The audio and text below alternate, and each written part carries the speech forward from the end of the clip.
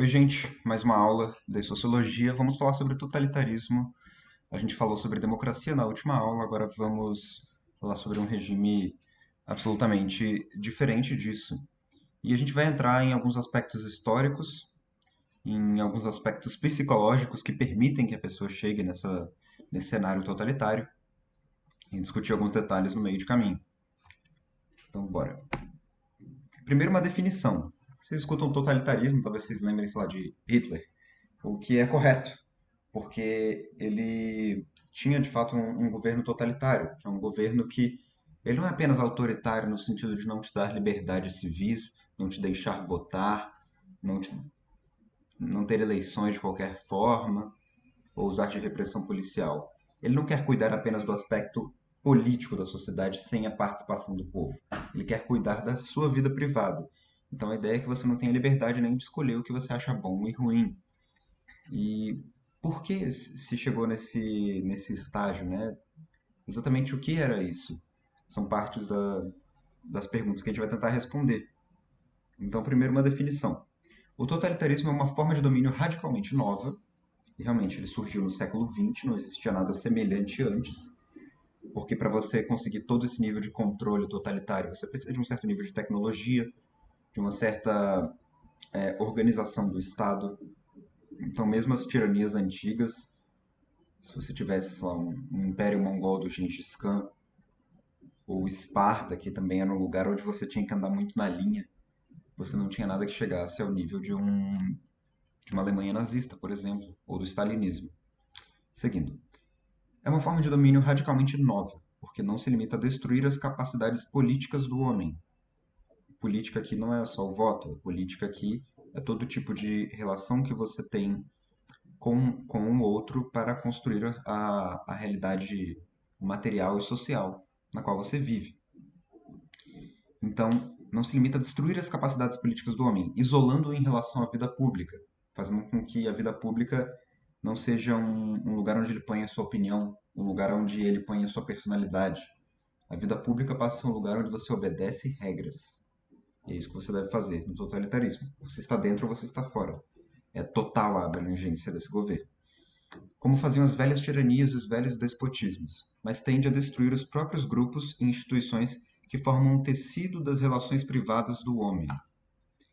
Isso também é bastante importante, né, porque é esse ponto. O tecido das relações privadas do homem. Tudo aquilo que você se envolve, seja da relação familiar, ou relação com seus gostos, ou relação com a sua religião, isso, numa democracia, a princípio não deveria ser do interesse do Estado. Ele vai até um certo ponto, depois dali, chega muito perto da sua vida privada, em alguns lugares o Estado só vai aparecer para te cobrar imposto. E, de repente, na polícia, né, se você, dependendo do que você fizer e de quem você for. Mas seguindo, tornando o estranho assim ao mundo e privando-o até do seu próprio eu. Então, privar do seu próprio eu, a gente vai tentar elaborar isso melhor. Neste sentido, o fim do totalitarismo, o objetivo dele, é a transformação da natureza humana, nos pilares do terror e da ideologia. Isso aqui é uma questão um pouco polêmica, mas é uma discussão para a filosofia. Será que o totalitarismo muda a natureza humana? Será que existe uma natureza humana e ela é mutável? Eu tenho uma opinião sobre isso, mas não importa. Isso aqui é uma concepção bastante aceita, que vem da Hannah Arendt, que vai ser a nossa principal referência nessa aula. Então, quando vocês pensarem em totalitarismo, vocês podem, além de pensar nesse aspecto de um governo que não domina só a vida política, mas a vida privada, você tem outros três elementos que estão aqui do lado: partido único, ideologia e terror. Vamos desenvolver esses aspectos mais à frente.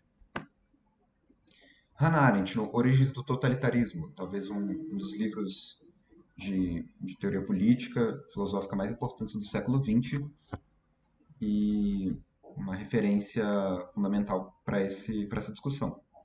Ela diz, né, entre outras diversas coisas. E esse livro dela ela divide em três partes. A primeira sobre antissemitismo, sobre aquele ódio aos judeus, a ideia de usar o judeu um pouco como um bode expiatório da, na sociedade, tudo que existe de ruim, tipo, põe ele com eles. A segunda parte é sobre imperialismo, um primeiro momento no qual a burguesia europeia tentando, realmente tentando ganhar mais dinheiro, tentando um domínio que eles começaram a perceber que o domínio político e econômico eram coisas muito parecidas. Ela passou a invadir diversos países e colonizar e, e, e tomar suas diretrizes políticas de acordo com esses objetivos econômicos, o que fez com que algumas pessoas que não serviam a esses objetivos econômicos fossem deixadas de lado. Você começa a criar os apátridas, aquelas pessoas sem país nenhum. Nenhum país quer essas pessoas. Por quê? Para que elas servem? Se ela não consegue um lugar, um emprego, se ela não se parece culturalmente com a gente, se essa pessoa vai estar nesse país aqui só para aproveitar da estrutura que a gente está oferecendo para o nosso povo, então a gente deixa esse povo para lá. De repente, uma minoria, quer dizer, sempre uma minoria, e eventualmente até um povo inteiro, algo que é um misto de etnia e religião, né, que é o povo judeu. Seguindo, vendo esse trecho da Hannah Arendt. A iniciativa intelectual, espiritual e artística é tão perigosa para o totalitarismo como a iniciativa de banditismo da burguesia ressentida. E ambos são mais perigosos que a simples oposição política. O que isso quer dizer? Que, primeiro, está falando que duas coisas são muito perigosas. A iniciativa intelectual, espiritual e artística é o totalitarismo. Por quê? Porque são nessas iniciativas que você constrói a sua identidade, que você desenvolve a sua personalidade, que você cria vínculos, seja com a arte, seja com as suas ideias, seja com a sua religião. E na medida que você faz isso, você ganha uma autonomia, percebe? Que o aprendizado, a arte, a fé, eles dão uma autonomia para a gente se relacionar com o mundo. E essa autonomia, ela não é interessante para o totalitarismo. E ela é mais perigosa do que a oposição política, porque a oposição política é algo que está ali dialogando quase que nos mesmos termos que o Estado totalitário está. Está falando sobre a política. Então, se você está contra mim no nível político, eu te destruo no nível político. É algo muito mais visível. Está ali na minha frente essa oposição. Mas o espírito, a arte, o intelecto, essas coisas vão se desenvolvendo e vão minando o controle que alguém pode ter sobre você, né? Quando você desenvolve isso, vão minando o controle que podem ter sobre você. Sobre você. E, bom, a iniciativa de banditismo da burguesia ressentida, né, é justamente esse processo da burguesia querer tomar tudo como se fosse próprio. E isso também não pode acontecer no totalitarismo porque você está querendo tomar o Estado como uma coisa sua. Não existe esse lado tão privado de classe, a princípio. Vamos seguir. A uniforme perseguição, movida contra qualquer forma de atividade intelectual pelos novos líderes da massa, deve ser algo mais do que o seu natural ressentimento contra tudo que não podem compreender, contra tudo que não controlam. O domínio total não permite a livre iniciativa em qualquer campo de ação, nem qualquer atividade que não seja inteiramente previsível e não esteja sob controle. O totalitarismo no poder invariavelmente substitui todo o talento, quaisquer que sejam as suas simpatias, pelos loucos e insensatos cuja falta de inteligência e criatividade é ainda a melhor garantia de lealdade. Então, a lealdade é importante a um tal ponto, né, num governo totalitário, num governo autoritário, que é melhor que você esteja destruído, louco e insensato, do que tenha essa autonomia que vai minar os objetivos de grupo. Ok? Terrível. E como isso se apresenta, né? Existem versões de esquerda e de direita do totalitarismo. Por exemplo, o caso mais conhecido é Hitler, mas também existe o fascismo italiano de Mussolini, que se pautam muito pelo corporativismo, por uma certa associação entre a burguesia industrial e o Estado, de forma que o Estado se associa aos grupos dirigentes, usa da ideologia e do terror para controlar a população e busca seus objetivos totais, que no caso até eles chamavam de Terceiro Reich, né? A, a Alemanha nazista. Eles tiveram outros Reichs lá, mas eles tinham tem até uma ideia que é um pouco compartilhada por essa ideia de Terceiro Reich, que é de fazer uma espécie de Terceira Roma. Roma foi o grande império que tomou quase toda a região da Europa, também norte da África, parte do Oriente. Eles queriam ter esse domínio também, eles queriam ter tudo para si. Existe uma série até no Amazon Prime que fala sobre a hipótese do Hitler ter vencido a guerra e ter dominado a Europa. Eu não cheguei a assistir, chama O Homem do Castelo Alto, mas dizem ser bem legal. Bom, esse é o cenário, né? É mais por essa associação com a burguesia industrial, no caso do totalitarismo de direita. Para a esquerda, você tem os casos de Mao Tse-tung e de Joseph Stalin, e esse totalitarismo, ele se pauta primeiro pela coletivização forçada. Você não tem uma burguesia que mantém um certo poder e é tomada ideologicamente, tomada por associação com o Estado militarizado, mas você tem uma destruição da propriedade privada e quem vai mediar o uso da propriedade? Porque a propriedade não deixa de existir, ela só deixa de ser privada. Ela vai se tornar privada do partido. Ela vai ser uma posse daqueles dirigentes do partido, que vai ser tomada por essa burocracia, né, do partido, e você não vai conseguir mais tomar decisões atomizadas, tomar decisões por parte do indivíduo, porque um objetivo, né, no caso os dois são comunistas, eles tentam controlar toda a economia. E para isso, nessa supressão, né, de tudo que é proprietário, eles vão também suprimir a religião, uma outra prática, que tem efeitos terríveis também. É o caso do stalinismo e do maoísmo. E é bom notar que você ter uma ditadura militar ou ter uma ditadura do proletariado comunista não significa que você tem totalitarismo. O totalitarismo é um certo nível de controle.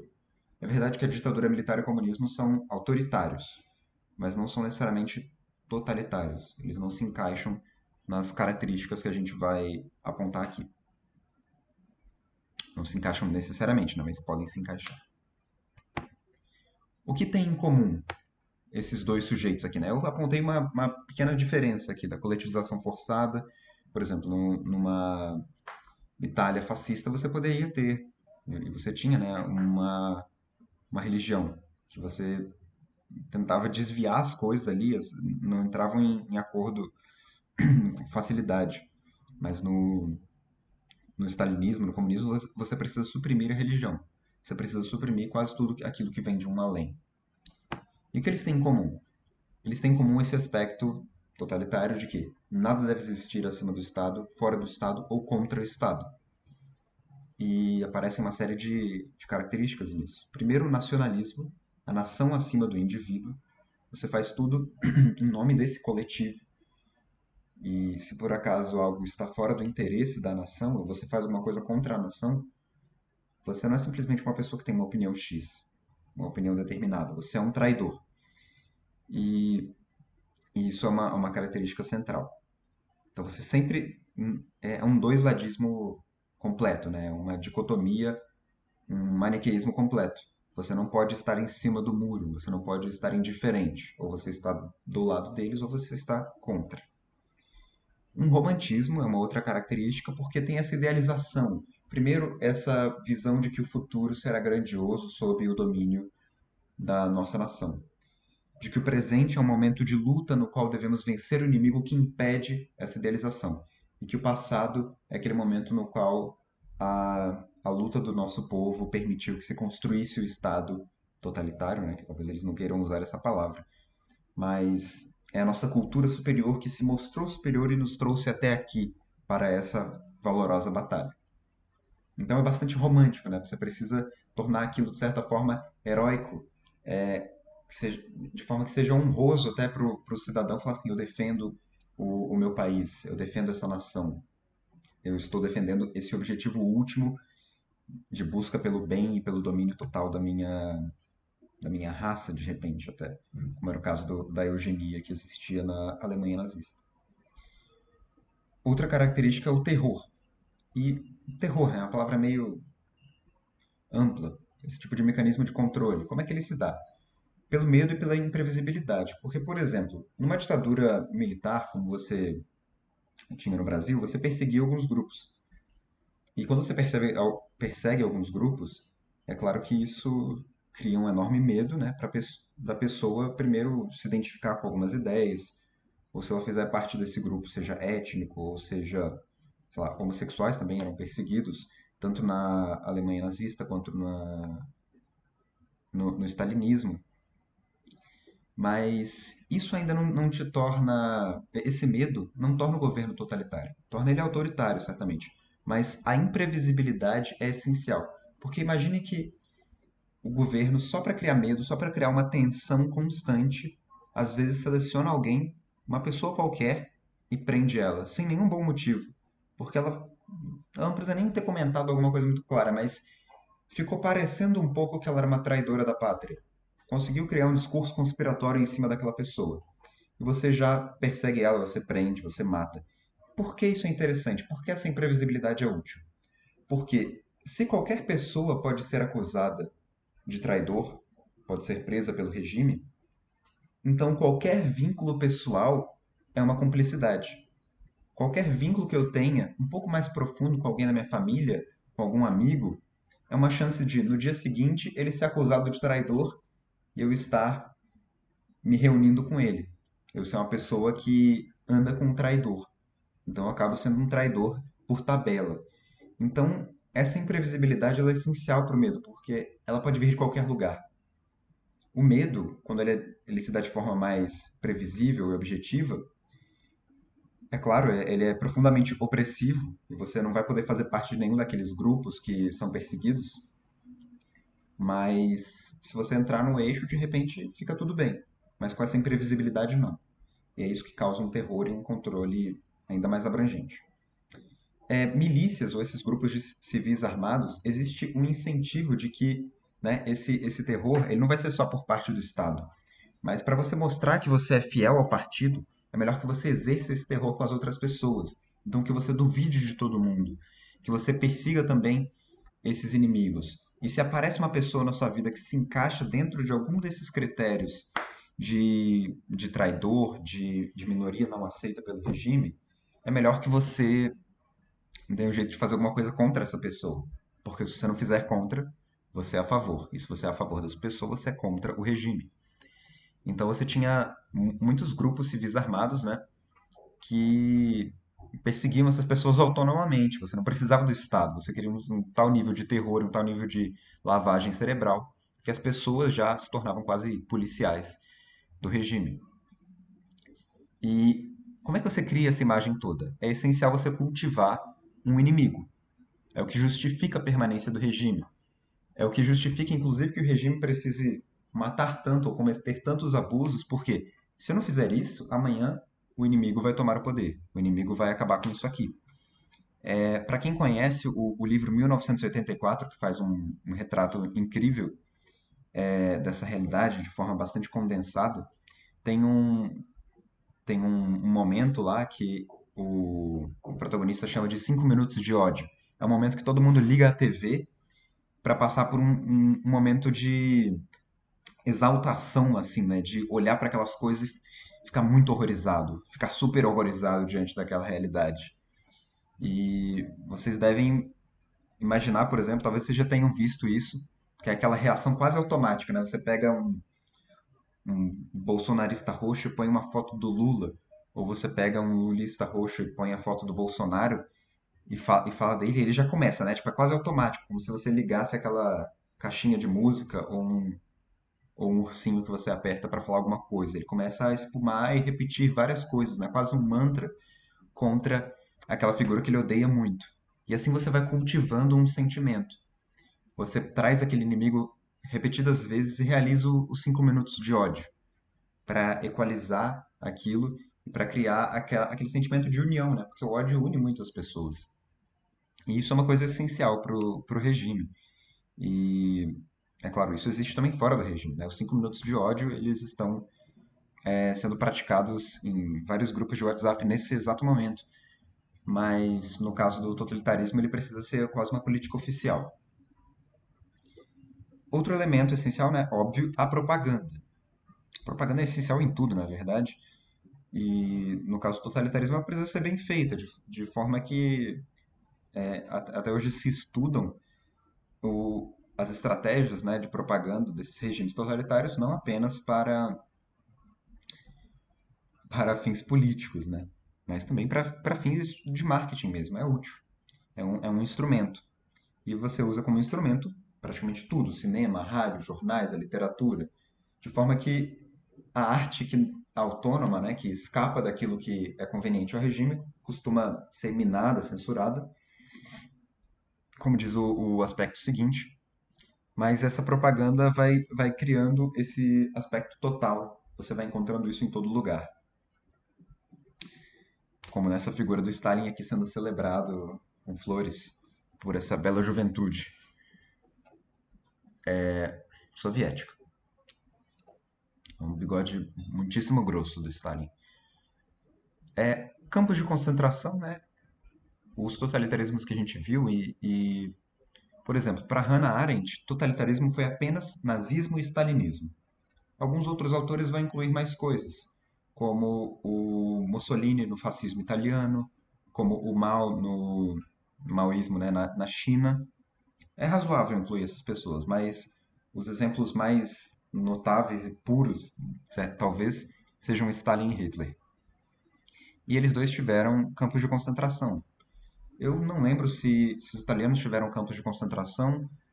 Os chineses têm campos de concentração, inclusive eles têm alguns campos de reeducação até hoje, para algumas minorias religiosas que eles não gostam muito lá. Então eles mandam para esses lugares, hoje, em 2020. Mas o campo de concentração era um lugar de extermínio mesmo. Você tinha aquela população que não servia, que era inferior, que era inimiga dos objetivos, que você precisava usá-la, né, para cultivar esse ódio, para cultivar essa identidade contrária. E eles praticavam diferentes coisas, né? Porque é claro, né, uma pessoa normal ela reage diante dessa força totalitária e ela vai ser perseguida. E eles tinham esses campos de concentração que podiam servir a diferentes propósitos que a gente vai tratar aqui.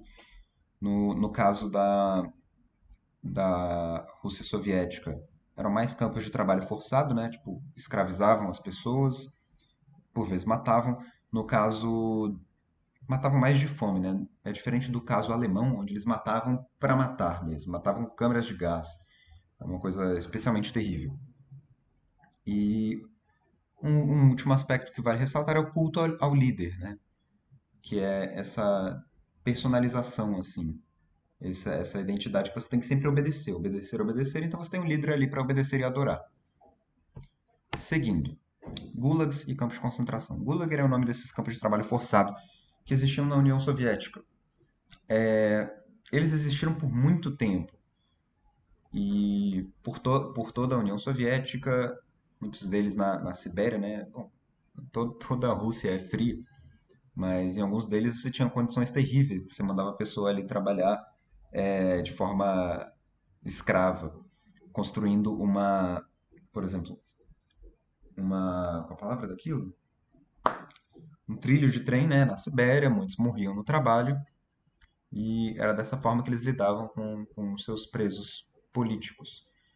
E isso ocorreu por muito tempo, né? Entre 30 e 60 você teve esses gulags organizados assim de forma sistemática. Os campos de trabalho forçado existiram até por mais tempo do que esses 30 anos, que é muito tempo. Mas esse período foi particularmente crítico, é um período no qual Stalin também esteve.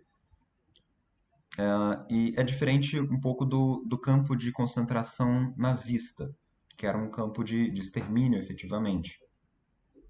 E você vê aí as pessoas estão quase que encaixotadas esperando a hora da morte. E ocorreu num período mais curto, que foi o da Segunda Guerra, né? Que foi Hitler subiu ao poder ali nos anos 30, inicialmente de forma democrática, depois teve golpe e tudo mais, mas durante a Segunda Guerra eles deram conta de matar 21 milhões de pessoas no Holocausto, entre judeus, eslavos e outras populações. Mas não apenas de campos de concentração vive o extermínio totalitário. Você tem também, por exemplo, os 30 milhões. A estimativa varia entre 15 e 50, mas tem algumas boas fontes que apontam 30 e é uma média. 30 milhões de mortos de fome entre 58 e 61 na China, porque o Mao resolveu, naquilo, né, de confiscar propriedade, ele queria reorganizar todo o país e o planejamento central é uma coisa impossível, né, se mostrou impossível e profundamente danosa, e o que aconteceu foi que, reorganizando a propriedade, tirando o agricultor daqui e botando em outro lugar, ele desorganizou de tal forma a produção de comida e os meios de subsistência das pessoas que 3 milhões de pessoas morreram de fome por, por um capricho, de certa forma, né? Por uma vontade de dominar as coisas de um certo jeito, de expropriar as pessoas daquilo que elas tinham. O sujeito tem a vida dele ali, na comunidade dele, de repente com uma cultura dele, porque a China não é, embora seja um império há milênios, ela é muito diversa, né? É muito estranho você pegar uma porção da população e dizer que tem costumes há séculos e falar assim, ó, acabou, agora vocês vão seguir essa cartilha, esse líder, essa ideologia. E não apenas isso, mas vocês vão seguir fora daqui, onde vocês viveram nas últimas várias gerações. Então morreu muita gente assim. Falando sobre campo de concentração, vale notar essa experiência que o Brasil teve em Barbacena por muitas décadas, acho que foram esses 50 anos, que existia um hospício, um manicômio, como se dizia, em Barbacena, Minas Gerais, onde eles mandavam também as pessoas que não eram muito convenientes na sociedade, desde aqueles chamados loucos até alguma pessoa que desagradava algum poder ali. E existe um livro chamado Holocausto Brasileiro, né? Um holocausto mesmo, como a palavra usada para o extermínio dos judeus. O Holocausto Brasileiro, que conta a história desse hospício Barbacena, onde pessoas eram torturadas, viviam em condição análoga à escravidão, sem acesso a nada, uma situação realmente desumana. E isso aconteceu no Brasil, século XX. Então, esse tipo de desumanidade que a gente olha como muito distinta, né, quando vê essas propagandas ridículas, como o do Mao ou do Stalin, ou como outras que a gente vai ver aqui, apontando aqui para a culpa da guerra no judeu, ou sorrindo, né? Porque quando alguém precisa fazer uma propaganda sorrindo é porque essa pessoa vai te fuder. É o caso, por exemplo, da propaganda de banco, né? Que tem sempre gente muito feliz na propaganda de banco, realizando sonhos. E o banco, ele basicamente cobra dinheiro das pessoas. Ele não é aquela instituição que todo mundo ama. Mas eles precisam botar pessoas sorrindo para cultivar uma imagem ali. No caso aqui temos o Lenin varrendo os poderes. No caso ele estava varrendo um reizinho, mas estava matando gente também. Mas a gente teve isso em Barbacena. E procurem saber desse livro, O Holocausto Brasileiro. Tem até um filme chamado Bicho de Sete Cabeças, com o Rodrigo Santoro. É muito legal e conta a história desse presídio. O presídio talvez seja até um lugar não tão ruim quanto o Hospício de Barbacena. Aliás, os presídios são uma outra questão que mostra a capacidade desumana de um Estado até democrático, como a gente vive hoje, colocar parte da sua população. Mas isso é um outro assunto que a gente vai tratar eventualmente. Aqui parte da propaganda, né? Mas vamos entrar em alguns aspectos psicológicos do totalitarismo. Por exemplo, a arte. A arte no totalitarismo, ela definha totalmente, ela morre, né? Porque você não tem mais liberdade para criar arte pela beleza, por um ideal humano, mas você deve fazer tudo em função da política, do Estado. Himmler, que esqueci exatamente qual era o cargo dele, acho que ele cuidava de parte, era Goebbels na propaganda, enfim. Himmler, do Estado nazista, definiu muito bem o elemento da SS, que era a polícia, né, nazista, como um novo tipo de homem em que em nenhuma circunstância fará jamais alguma coisa apenas por amor a essa coisa. Nada é feito despido de significado. Nada é feito só por gosto, só porque eu gosto de praticar isso. Mas tudo é feito por algum motivo, por alguma motivação politizada. Então, quando alguém quer politizar todos os aspectos da vida, vocês podem desconfiar, porque esse tipo de politização é uma forma de moralizar, de botar algum controle em coisas que não precisam ter controle, como a arte. É uma forma de censura, né? E toda forma de sensibilidade, digo aqui, todo caminho para a busca de algo individual e particular da personalidade é visto como uma traição ao desígnio do partido. porque se é teu, não é entregue ao Estado totalitário. E no processo, né, no qual você, ainda não num Estado totalitário, mas a Hannah Arendt aponta isso aqui, na Alemanha, por exemplo, que o caminho que levou ao totalitarismo era um caminho no qual a hipocrisia começava a perder sua máscara. E aquela vontade que, por exemplo, parte da burguesia tinha na Alemanha de dominar politicamente todo mundo para poder ter domínio econômico, né? Eles não queriam que os direitos humanos, de repente, fossem um empecilho, nem existiam ali, mas os direitos humanos fossem um empecilho para a atividade econômica deles. Então eles de fato preferiam, sei lá, matar um judeu que me atrapalha ou tirar aquela população dali. E é claro que isso era levado, essa vontade, né, de dominar, de matar, que é presente em tanta gente, ela deve ser alvo de culpa, né? Você deve se sentir culpado por desejar alguma coisa dessas. Muita gente deseja coisas terríveis, mas não pratica coisas terríveis sempre, porque a pessoa tem culpa, a pessoa se controla. Mas uma coisa que veio acontecendo antes do governo totalitário é essa máscara de hipocrisia que foi se perdendo. Eles começaram a aceitar o fato de que eles queriam matar a parte da população, que eles queriam dominar isso e aquilo. Diz a Hannah, né? A Hannah Arendt. A burguesia via profunda sabedoria na expressão da banalidade da vida. Você via aquela pessoa sendo irônica, falando, esse aí não vale nada mesmo. Em vez de você rir escondido, você falava, realmente, né? Olha só que pessoa sensata e até honesta por admitir uma coisa dessas. Ela conta sobre a recepção de uma cena, de uma peça do Brecht, que foi vista assim, ou, por exemplo, de uma peça satírica que tirava onda, né? Que criticava o ódio aos judeus, e não foi vista como uma crítica, foi vista como uma coisa, olha só, realmente, né? A gente é assim mesmo. E quando essa hipocrisia ela começa a perder a máscara, isso é um problema. Às vezes a gente condena a hipocrisia, de fato a hipocrisia é um problema, mas a hipocrisia ainda sinaliza uma certa força moral que está segurando essas coisas terríveis. Quando a hipocrisia desaparece, mas essa maldade não desaparece, a gente tem um cenário onde a moral não vale mais nada, isso é ainda pior. Seguindo.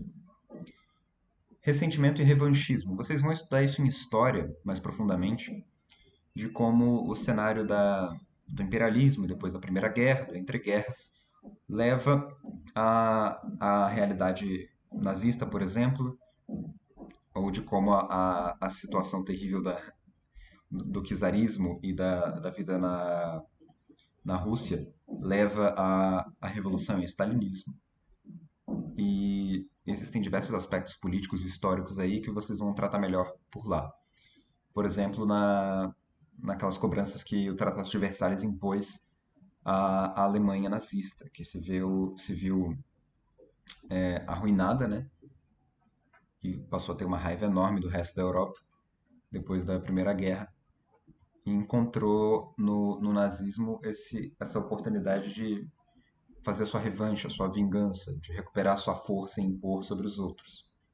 Vocês vão ver nesse ressentimento também uma burguesia, uma parte da elite também, que viu a liberdade política, a mesma liberdade que, num dado momento, por exemplo, na Revolução Francesa, a liberdade política foi celebrada pela burguesia, porque ela não queria mais se ver sob o domínio do rei.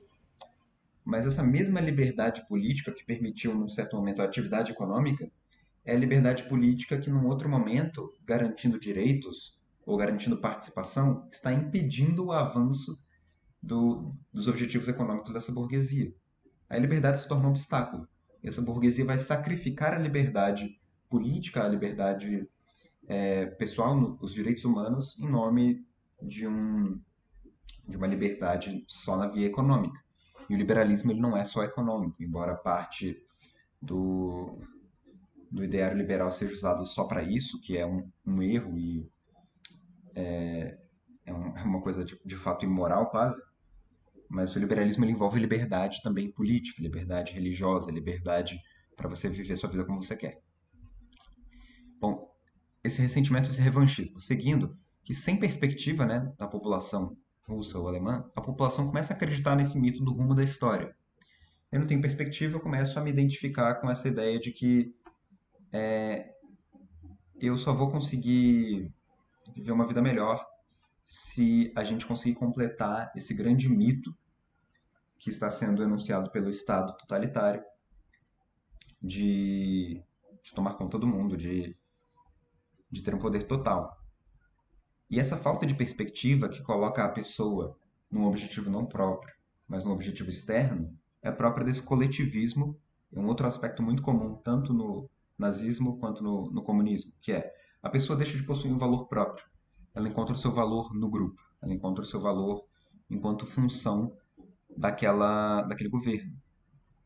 E se tem uma coisa que foi criticada por pessoas razoáveis no século XX é esse nacionalismo, essa identificação quase imbecil, né, com o próprio país. E são diversas frases que vocês vão encontrar criticando o nacionalismo, algumas, por exemplo, no George Orwell, inclusive, que o nacionalismo é o refúgio do fracassado, é um problema seríssimo. E aqui um outro trecho que eu tirei da Hannah Arendt, ela diz: o velho provérbio de que o pobre e o oprimido nada tem a perder exceto o sofrimento, nem sequer se aplicava aos homens da massa totalitária, porque, ao perderem o interesse no próprio bem-estar, ao colocarem o bem do Estado no nome do seu próprio bem, eles perdiam muito mais do que o sofrimento da miséria. Eles perdiam a fonte das preocupações e cuidados que inquietam e moldam a vida humana. Ele perde a própria individualidade. Então, esse sofrimento, né? Porque você tinha pessoas que às vezes eram presas, que por vezes eram torturadas e ainda apoiavam o partido. E eles faziam isso porque eles entendiam que aquilo ali era. Ela tinha cometido um erro, entendeu? Ela estava sendo punida por isso. Então, o sofrimento, ele ainda pode ser colocado em função do Estado. Não ter nada a perder, exceto sofrimento, ainda não é suficiente. Você pode perder até o sentido do sofrimento. E isso acontecia na Alemanha nazista, por exemplo. Seguindo, foi isso. Foi isso que eu separei para essa aula, deixei ela um pouco menor aqui, uma imagem do Mussolini e do Hitler. No caso, eles são muito claramente malvados, né, como a gente vê nessa foto, mas ainda existe totalitarismo hoje. E você tem que tomar cuidado para não ser pego por esse sorriso simpático do líder da Coreia do Norte.